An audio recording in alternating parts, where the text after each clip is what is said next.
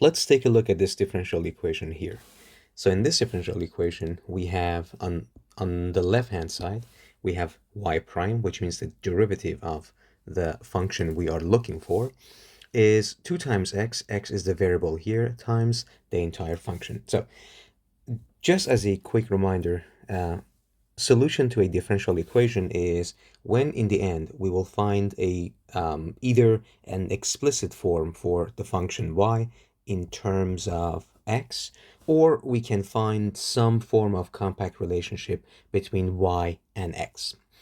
All right, so this equation is from the family that is called separable equation.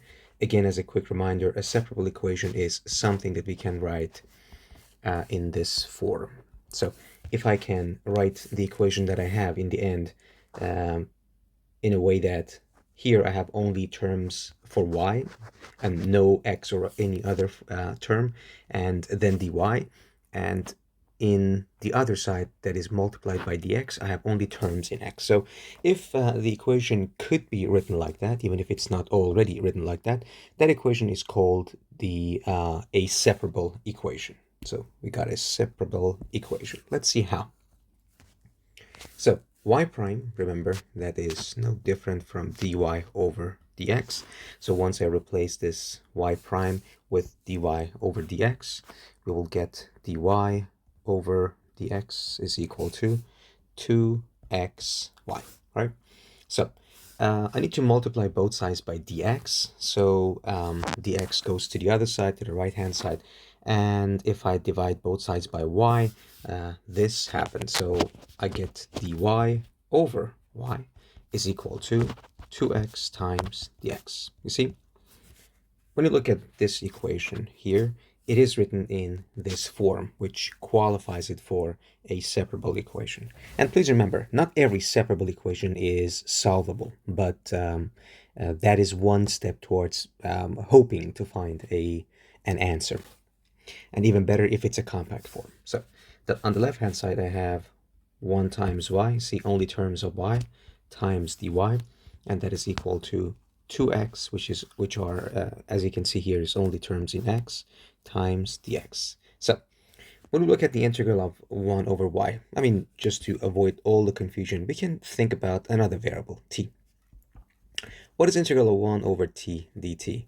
Meaning, what is the function that when I derive it, it becomes, the result of the derivative becomes 1 over t. And that's nothing but ln of t, plus, of course, a constant. The other side is, what is the function that if I derive that, let's say the variable is t, the derivative is 2 to the power 2 times t. So that's a very straightforward function. It would be t squared plus another constant, right? So here the variables are just different. They're named differently. So I have 1 over y dy. So if I take an integral from both sides, then I will get ln of y plus one constant. On the right-hand side, I will get x squared plus another constant. And let me push c1, this constant, to the other side, because here I will end up with c2 minus c1, which this constant, I can write it as another constant. Let's call it for the moment c3. Here I still have x squared, and ln of y is on the left-hand side. Now, so please remember that ln of y is nothing but log base e of y, okay?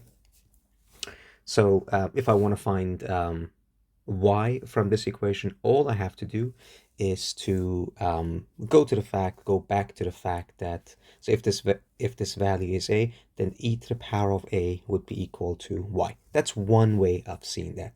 Just the same way that log base 2 of 8 is equal to 3, and that's the same fact as 2 to the power of 3 becomes 8.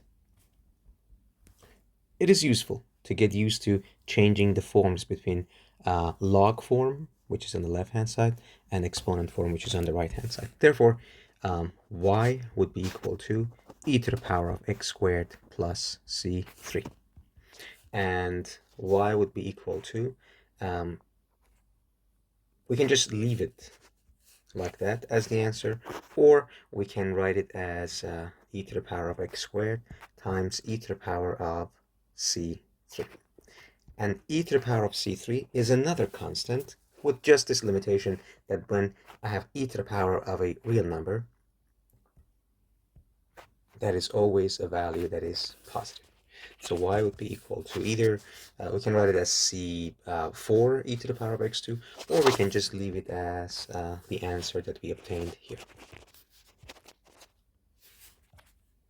In the end, let's call that constant c. So this is the equation that satisfies the very first equation that we saw, the original equation that we were given to solve. Y prime is equal to 2xy.